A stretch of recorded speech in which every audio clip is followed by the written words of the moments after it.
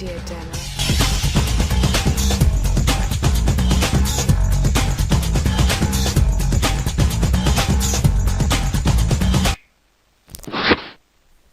Welcome to ibbusinessandmanagement.com. I'm Mr. Burton, site author of ibbusinessandmanagement.com and the head of commerce at a leading independent IB World School.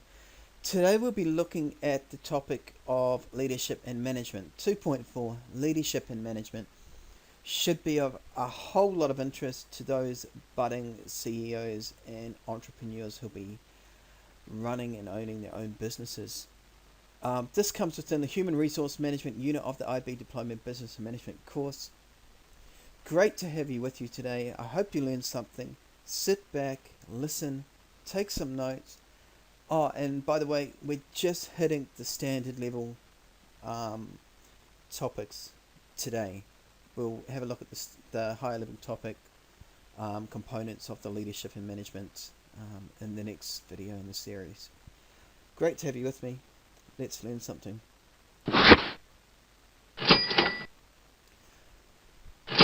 One of the key things that we're looking for in this 2.4 topic is for you to be able to differentiate between the concepts of leadership and management. We'll start with the definitions.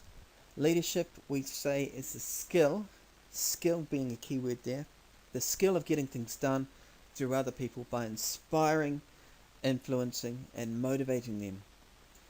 Management, on the other hand, is more of a practice, the practice of achieving an organization's objectives by using the resources available to the firm, and these will include the firm's human resources, the people within it. Leaders in management, there is obvious overlap. Leaders can be great managers, and some of the best managers can have definite leadership skills. Leaders, we'll say, become known as the best person to handle a given situation, and a manager is officially appointed to a position of power. And like we said, the two can overlap, but not necessarily so. A great leader can be a great manager, and a great manager can be a great leader. But some leaders are going to be hopeless at that organizing part. They focus on the inspiration, the vision part of it. And some managers are hopeless in a leadership role, but reasonable at organizing a firm's resources to achieve strategic objectives.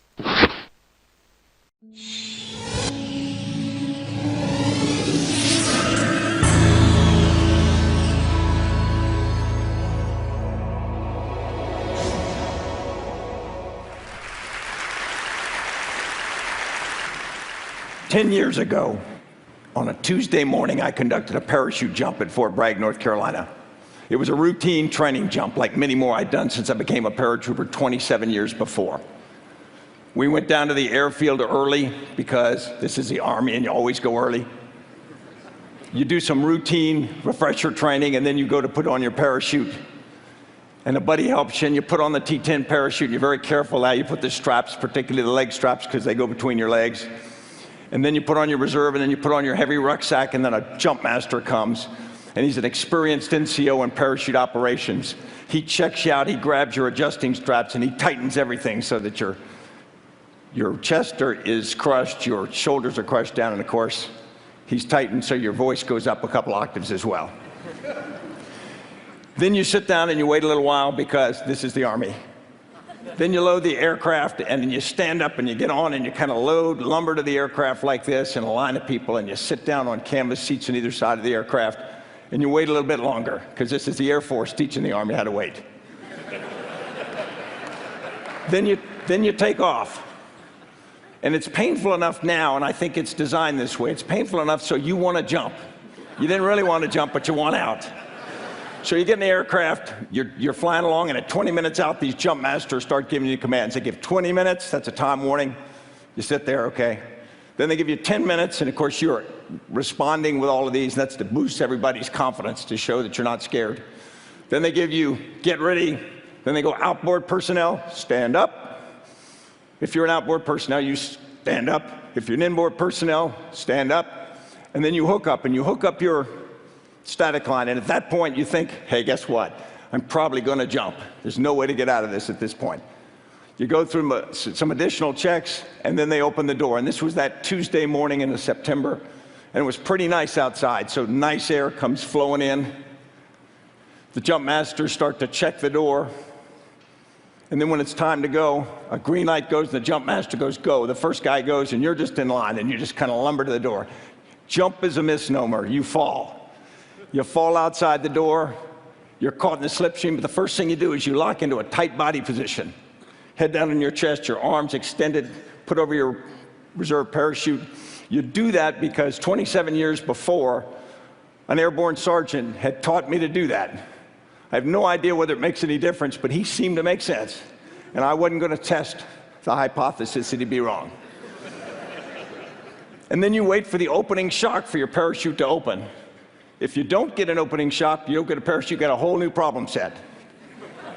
But typically you do. Typically it opens. And of course, that's if your leg straps aren't set right at that point, you get another little thrill.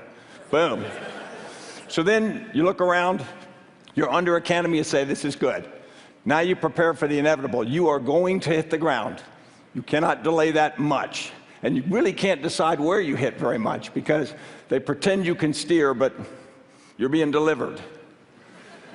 So you look around where you're going to land, you try to make yourself ready, and then as you get close, you lower your rucksack below you on a lowering line so that it's not on you when you land, and you prepare to do a parachute landing fall. Now, the Army teaches you to do 5 points of performance. The toes of your feet, your calves, your thighs, your buttocks, and your push-up muscle. And it's this elegant little land, twist, and roll, and that's not going to hurt. In 30-some years of jumping, I never did one. I always landed like a watermelon out of a third-floor window. And as soon as I hit, the first thing I did is I'd see if I'd broken anything I needed. I'd shake my head, and I'd ask myself the eternal question, why didn't I go into banking? And I'd look around, and then I'd see another paratrooper, a young guy or girl, and they'd have pulled out their M4 carbine, and they'd be picking up their equipment. They'd be doing everything that we had taught them. And I realized that if they had to go into combat, they would do what we had taught them, and they would follow leaders. And I realized that if they came out of combat, it would be because we led them well. And I was hooked again on the importance of what I did. So now I do that Tuesday morning jump, but it's not any jump. That was September 11th, 2001. And when we took off from the airfield, America was at peace. When we landed on the drop zone, everything had changed. And what we thought about the possibility of those young soldiers going into combat as being theoretical was now very, very real. And leadership seemed important. But things had changed. I was a 46-year-old brigadier general. I'd been successful. But things changed so much that I was going to have to make some significant changes. And on that morning, I didn't know it. I was raised with traditional stories of leadership, Robert E. Lee, John Buford at Gettysburg. And I also was raised with personal examples of leadership. This was my father in Vietnam. And I was raised to believe that soldiers were strong and wise and brave and faithful. They didn't lie, cheat, steal, or abandon their comrades. And I still believe real leaders are like that. But in my first 25 years of career, I'd had a bunch of different experiences. One of my first battalion commanders, I worked in his battalion for 18 months, and the only conversation he ever had with Lieutenant McChrystal was at mile 18 of a 25-mile road march, and he chewed my ass for about 40 seconds. And I'm not sure that was real interaction. But then a couple years later, when I was a company commander, I went out to the National Training Center, and we did an operation, and my company did a dawn attack. You know, the classic dawn attack. You prepare all night, move to the line of departure, and I had an armored organization at that point. We move forward, and we get wiped out. I mean, wiped out immediately. The enemy didn't break a sweat doing it. And after the battle, they bring this mobile theater, and they do what they call an after-action review to teach you what you've done wrong, sort of leadership by humiliation. They put a big screen up and they take you through everything, and then you didn't do this and you did do this, etc. I walked out feeling as low as a snake's belly in a wagon rut. And I saw my battalion commander because I had let him down. And I went up to apologize to him, and he said, "Stanley, I thought you did great." And in one sentence, he lifted me, put me back on my feet, and taught me that leaders can let you fail and yet not let you be a failure. When 9/11 came, 46-year-old Brigadier General McChrystal sees a whole new world. First, the things that are obvious that you're familiar with. The environment changed, the speed, the scrutiny, the sensitivity of everything now is so fast, sometimes it evolves faster than people have time to really reflect on it. But everything we do is in a different context. More importantly, the force that I led was spread over more than 20 countries. And instead of being able to get all the key leaders for a decision together in a single room and look them in the eye and build their confidence and get trust from them, I'm now leading a force that's dispersed. And I've got to use other techniques. I've got to use video teleconferences. I've got to use chat. I've got to use email. I've got to use phone calls. I've got to use everything I can, not just for communication, but for leadership. A 22-year-old individual operating alone thousands of miles from me has got to communicate to me with confidence. I have to have trust in them and vice versa, and I also have to build their faith. And that's a new kind of leadership for me. We had one operation where we had to coordinate it from multiple locations. An emerging opportunity came, didn't have time to get everybody together. So we had to get complex intelligence together. We had to line up the ability to act. It was sensitive. We had to go up the chain of command, convince them that this was the right thing to do, and do all of this on electronic medium. We failed. The mission didn't work. And so now what we had to do is I had to do reach out to try to rebuild the trust of that force, rebuild their confidence, me in them and them in me, and our seniors in us as a force, all without the ability to put a hand on a shoulder. Entirely new requirement. Also, the people had changed. You probably think that the force that I led was all steely-eyed commandos with big knuckle fists carrying exotic weapons. In reality, much of the force I led looked exactly like you.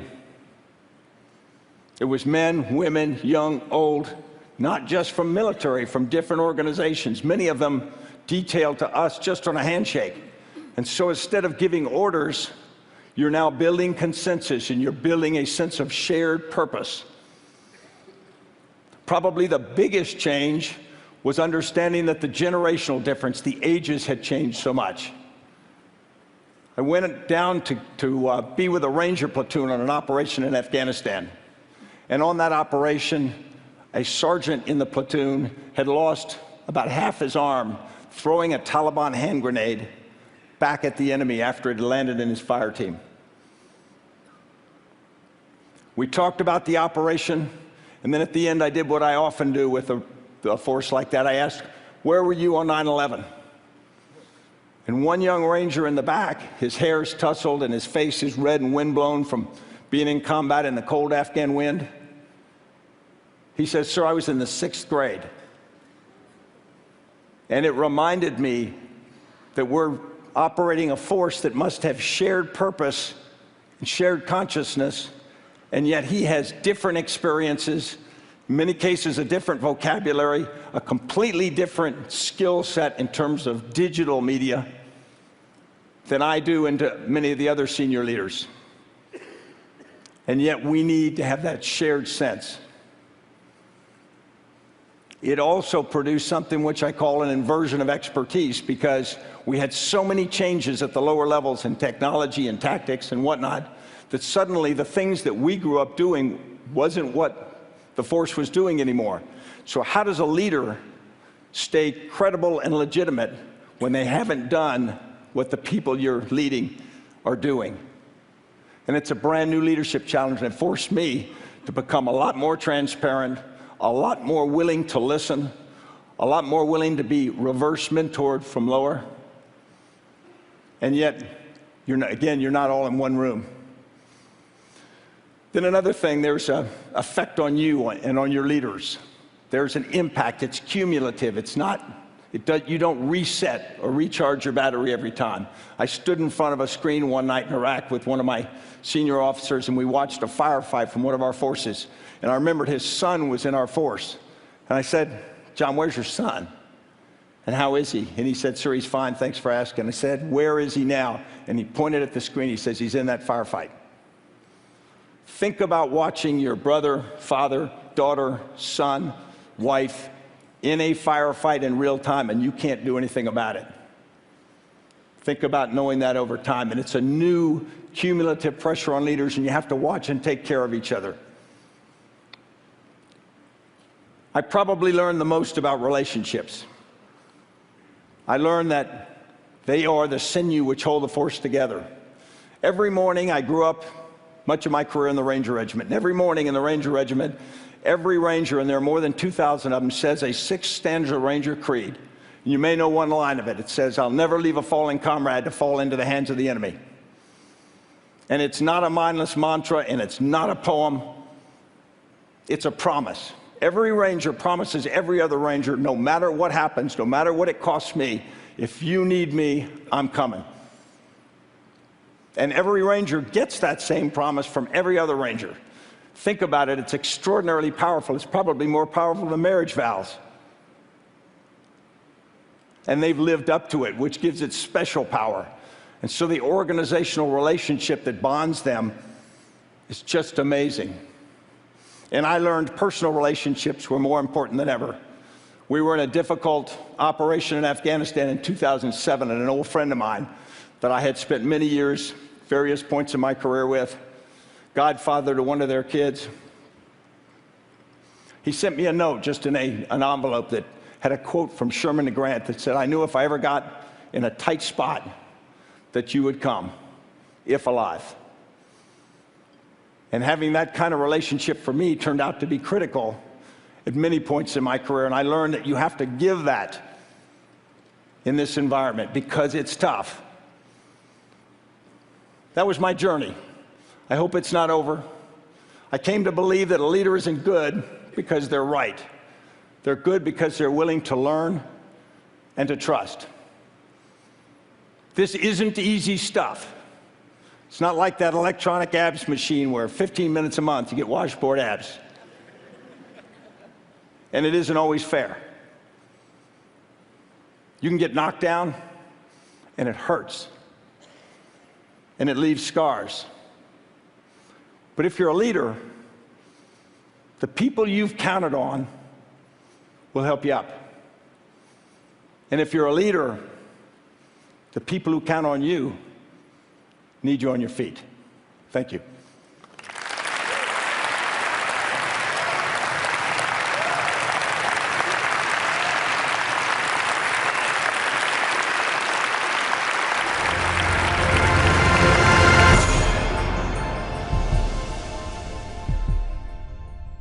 Style of leader. Leaders can have many different styles, and we're going to go into 4 main styles that successful leaders do have. And a leader is going to have to find a style that best suits them. What we can pin down to all successful leaders is a set of core competencies, and the first of these is the management of attention. Managers and leaders need to have a clear vision. You see, we're coming back to that term again, a clear vision of where they want the business to be. Not only do they need to have this vision, but they also need to be able to communicate this vision. So the second in that set of 4 competencies is the management of meaning. A good leader, a great leader, a good manager needs to be able to communicate the vision, whether it's his or hers or the organization's, to others within the organization and beyond. Management of trust. A good manager, an effective manager, a great leader needs to be consistent, dependable, and honest. consistent, dependable, and honest, to be able to gain people's trust, because trust is so important.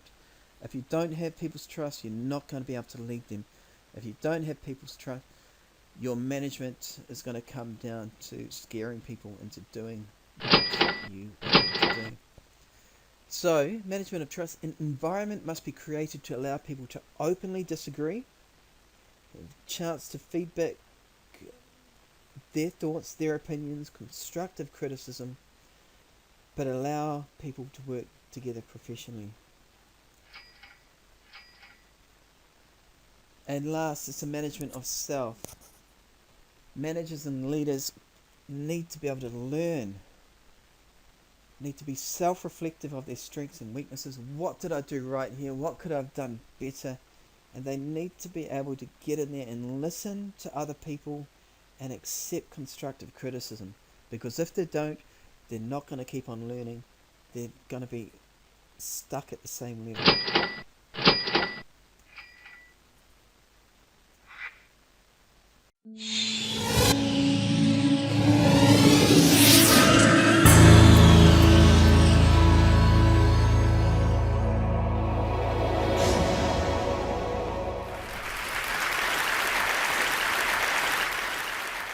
How do you explain when things don't go as we assume? Or better, how do you explain when others are able to achieve things that seem to defy all of the assumptions? For example, why is Apple so innovative? Year after year after year after year, they're more innovative than all their competition. And yet, they're just a computer company. They're just like everyone else. They have the same access to the same talent, the same agencies, the same consultants, the same media. Then why is it that they seem to have something different? Why is it that Martin Luther King led the civil rights movement? He wasn't the only man who suffered in a pre-civil rights America, and he certainly wasn't the only great orator of the day. Why him? And why is it that the Wright brothers were able to figure out controlled powered manned flight when there were certainly other teams who were better qualified, better funded, and they didn't achieve powered manned flight, and the Wright brothers beat them to it? There's something else at play here. About 3.5 years ago, I made a discovery, and this discovery profoundly changed my view on how I thought the world worked, and it even profoundly changed the way in which I operate in it. As it turns out, there's a pattern. As it turns out, all the great and inspiring leaders and organizations in the world, whether it's Apple or Martin Luther King or the Wright brothers, they all think, act, and communicate the exact same way, and it's the complete opposite to everyone else. All I did was codify it. And it's probably the world's simplest idea. I call it the golden circle.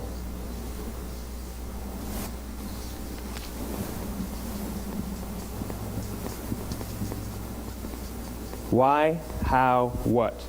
This little idea explains why some organizations and some leaders are able to inspire where others aren't. Let me define the terms really quickly. Every single person, every single organization on the planet knows what they do 100%. Some know how they do it, whether you call it your differentiating value proposition or your proprietary process or your USP. But very, very few people or organizations know why they do what they do. And by why, I don't mean to make a profit. That's a result. It's always a result. By why, I mean what's your purpose? What's your cause? What's your belief? Why does your organization exist? Why do you get out of bed in the morning?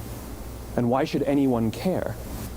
Well, as a result, the way we think, the way we act, the way we communicate is from the outside in. It's obvious. We go from the clearest thing to the fuzziest thing. But the inspired leaders and the inspired organizations, regardless of their size, regardless of their industry, all think, act, and communicate from the inside out. Let me give you an example. I use Apple because they're easy to understand and everybody gets it. If Apple were like everyone else, a marketing message from them might sound like this. We make great computers. They're beautifully designed, simple to use, and user-friendly. Want to buy one? Meh. And that's how most of us communicate. That's how most marketing is done, that's how most sales is done, and that's how most of us communicate interpersonally. We say what we do, we say how we're different or how we're better, and we expect some sort of behavior, a purchase, a vote, something like that. Here's our new law firm. We have the best lawyers with the biggest clients. We have, we always perform for our clients, do business with us. Here's our new car. It gets great gas mileage. It has, leather seats. Buy our car. But it's uninspiring. Here's how Apple actually communicates. Everything we do, we believe in challenging the status quo. We believe in thinking differently. The way we challenge the status quo is by making our products beautifully designed, simple to use, and user-friendly. We just happen to make great computers. Want to buy one? Totally different, right?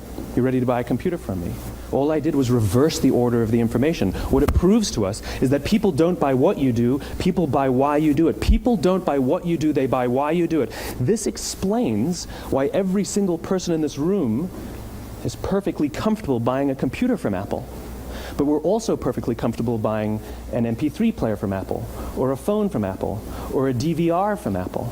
But as I said before, Apple's just a computer company. There's nothing that distinguishes them structurally from any of their competitors. Their competitors are all equally qualified to make all of these products. In fact, they tried. A few years ago, Gateway came out with flat-screen TVs. They're eminently qualified to make flat-screen TVs. They've been making flat-screen monitors for years. Nobody bought one. And Dell came out with MP3 players and PDAs. And they make great quality products, and they can make perfectly well-designed products, and nobody bought one. In fact, talking about it now, we can't even imagine buying an MP3 player from Dell. Why would you buy an MP3 player from a computer company? But we do it every day. People don't buy what you do, they buy why you do it. The goal is not to do business with everybody who needs what you have. The goal is to do business with people who believe what you believe. Here's the best part.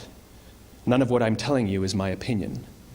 It's all grounded in the tenets of biology, not psychology, biology. If you look at a cross-section of the human brain, looking from the top down, what you see is the human brain is actually broken into three major components that correlate perfectly with the golden circle. Our newest brain, our Homo sapien brain, our neocortex, corresponds with the what level. The neocortex is responsible for all of our rational and analytical thought and language. The middle two sections make up our limbic brains, and our limbic brains are responsible for all of our feelings, like trust and loyalty.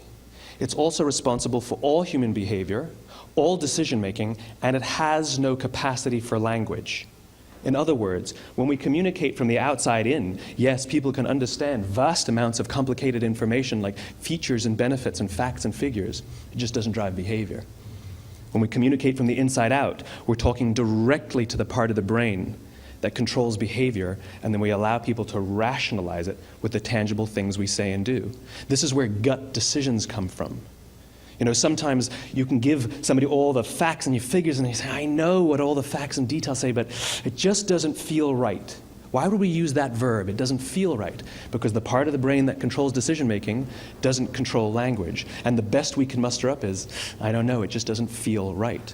Or sometimes you say you're leading with your heart or you're leading with your soul. Well, I hate to break it to you, those aren't other body parts controlling your behavior. It's all happening here in your limbic brain, the part of the brain that controls decision-making and not language. But if you don't know why you do what you do, and people respond to why you do what you do, then how will you ever get people to vote for you or buy something from you, or more importantly, be loyal and want to be a part of what it is that you do? Again, the goal is not just to sell people who need what you have. The goal is to sell to people who believe what you believe. The goal is not just to hire people who need a job. It's to hire people who believe what you believe.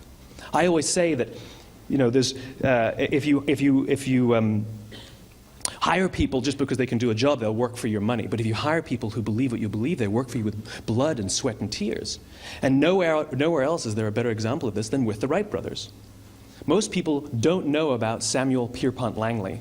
And back in the early 20th century, the pursuit of powered man flight was like the dot-com of the day. Everybody was trying it. And Samuel Pierpont Langley had what we assume to be the recipe for success. I mean, even now, you ask people, why did your product or why did your company fail? And people always give you the same permutation of the same three things. Undercapitalized, the wrong people, bad market conditions. It's always the same three things. So let's explore that.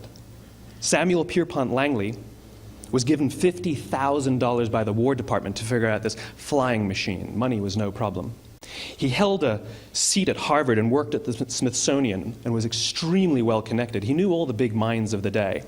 He hired the best minds money could find, and the market conditions were fantastic. The New York Times followed him around everywhere, and everyone was rooting for Langley.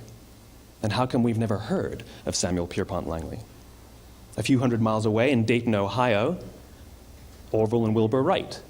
They had none of what we consider to be the recipe for success. They had no money. They paid for their dream with the proceeds from their bicycle shop. Not a single person on the Wright brothers' team had a college education, not even Orville or Wilbur. And the New York Times followed them around nowhere. The difference was Orville and Wilbur were driven by a cause, by a purpose, by a belief. They believed that if they could figure out this flying machine, it'll change the course of the world. Samuel Pierpont Langley was different. He wanted to be rich, and he wanted to be famous. He was in pursuit of the result. He was in pursuit of the riches. And lo and behold, look what happened. The people who believed in the Wright brothers' dream worked with them with blood and sweat and tears. The others just worked for the paycheck. And they tell stories of how every time the Wright brothers went out, they would have to take 5 sets of parts because that's how many times they would crash before they came in for supper. And eventually, on December 17th, 1903, the Wright brothers took flight.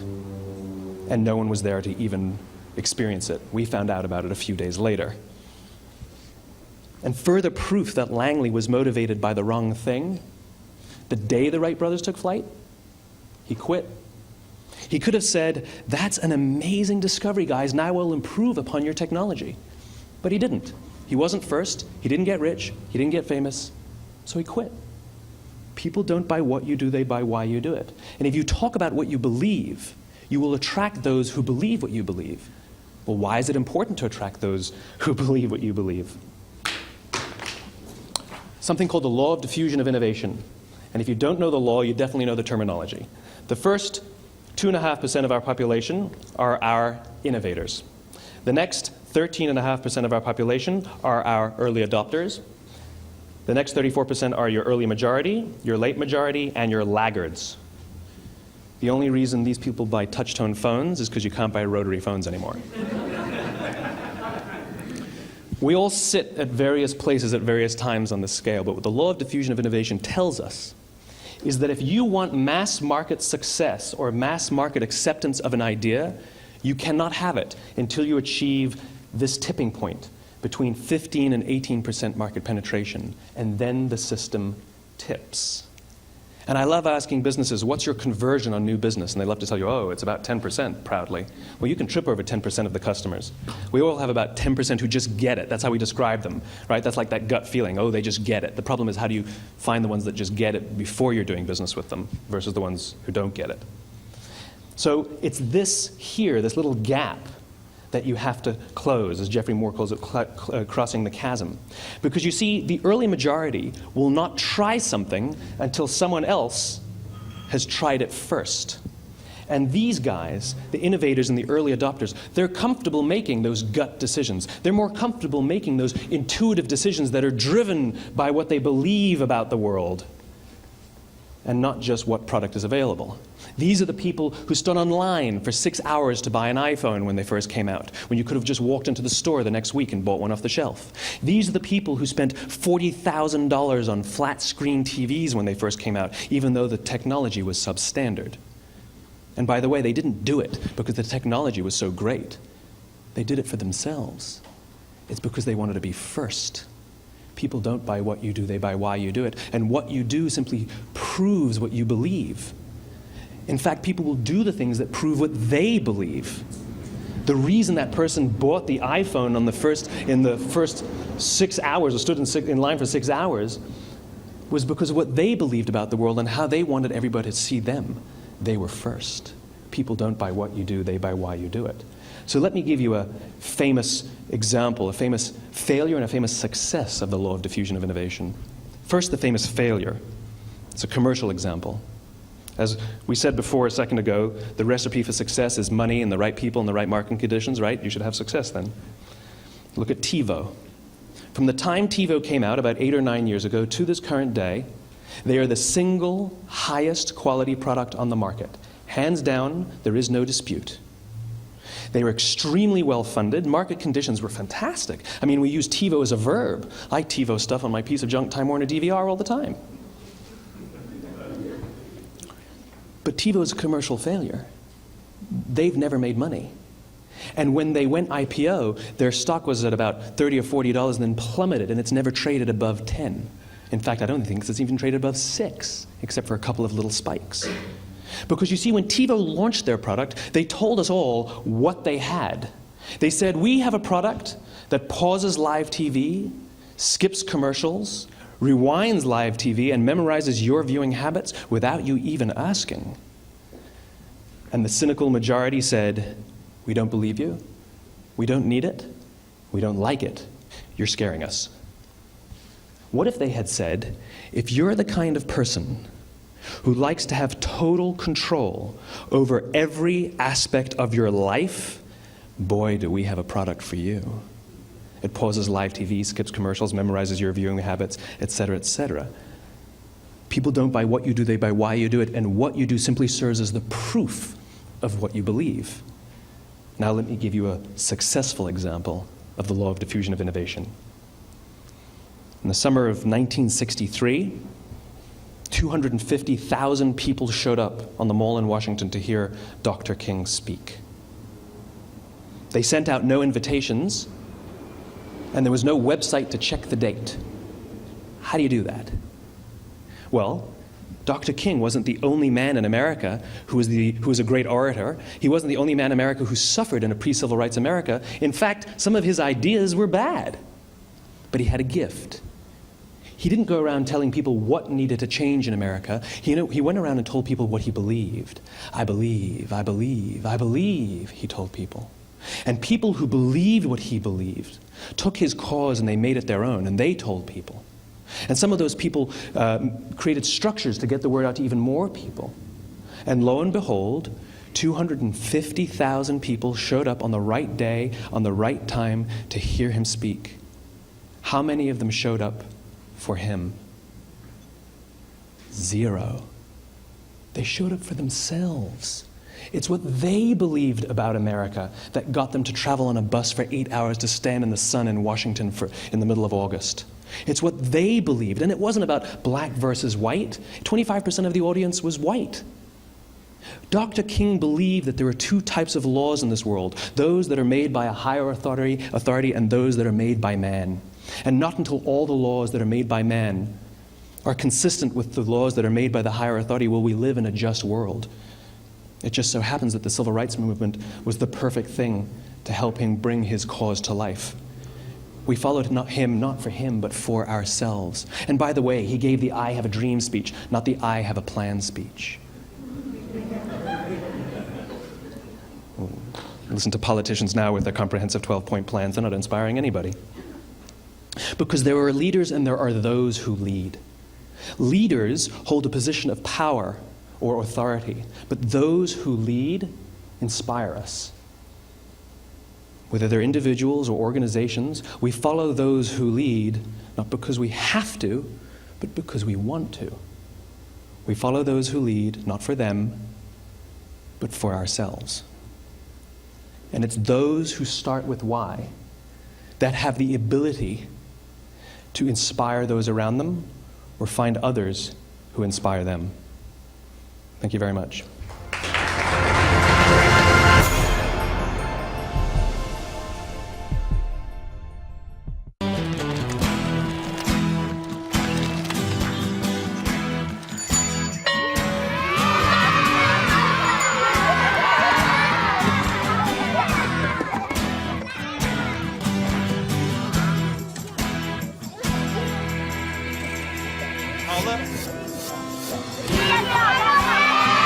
Sharing. That's video on the Human Network. Siska. Welcome to the Human Network. Right, we have 4 main leadership styles that the IB Business and Management course is going to assess you on. And which style is adopted is going to depend on a lot of different factors. But the first and most important is culture. The charismatic leader, the Richard Bransons of the world, this is typical of the US, Australia, United Kingdom, which will see a lot of the charismatic model of leadership coming through. Whereas the lovely Japanese, the sensible Dutch, prefer a consensus model. The leader will be developing a consensus building approach to implementing their vision, conveying their vision, getting people on board.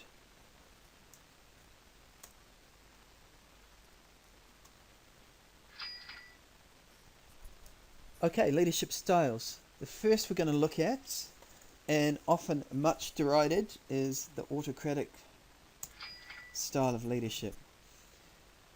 Now, the autocratic leader, the leader takes all the decisions, perhaps giving little information to staff. They'll tend to supervise workers closely, typically only one-way communication involved, and workers will only be given limited information about the business. So in a nutshell, an autocratic leader makes all the decisions and prefers not to delegate their authority away. They like telling others what to do. Doesn't sound good, but it can be good for quick decision making and can be very, very appropriate when the workforce is unskilled.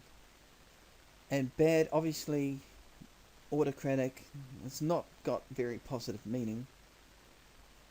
Bad decisions are top down, little chance of feedback, and resentment can build and become demotivating. So that's the key point about autocratic leadership. It's good for quick decision making. It's bad for motivation.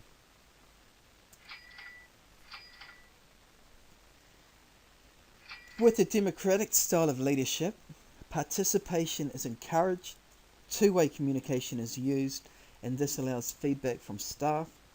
Workers are given information about the business to allow full staff involvement. So here with democratic style of leadership, the leader is discussing and involving employees in the decision-making process. Managers are consulting staff and taking their views into consideration. It improves morale within the organisation, increases motivation among employees. They can express their views and have input into decision making. The downside is that it can delay decision making. More people are being involved in the process, so it may not be suitable for dealing with a very large workforce, where sometimes clear leadership, clear direction, a top-down driven approach is required.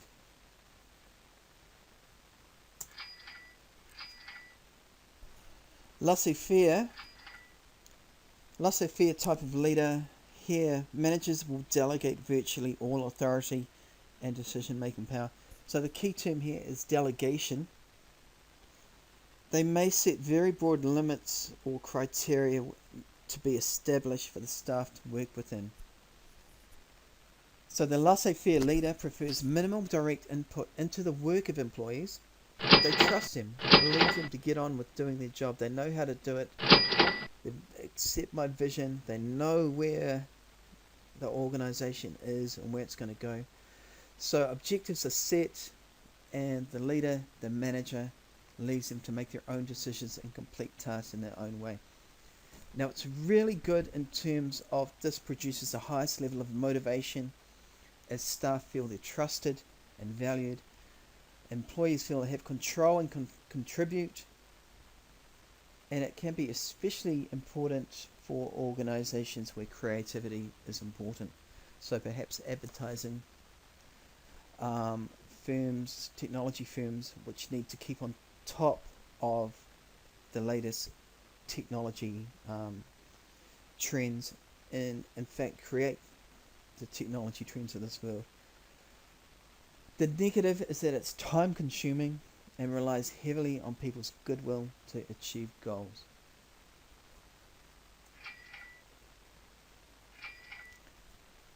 And a situational leadership style will depend, the type of leadership style is going to depend on the nature of the task and the work group's skills and willingness to accept responsibility.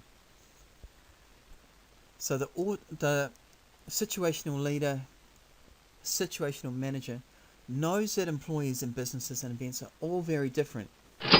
Person A is different from person B, different to person Z. Situation X is different from situation Y. It's about using the right person and the right style for the right situation. Managers and leaders are going to need to adapt their leadership style.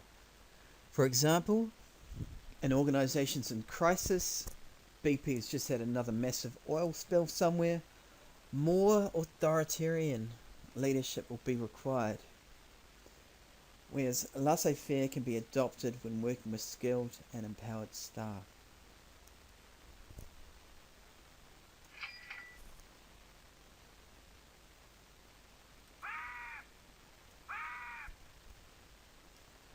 Right,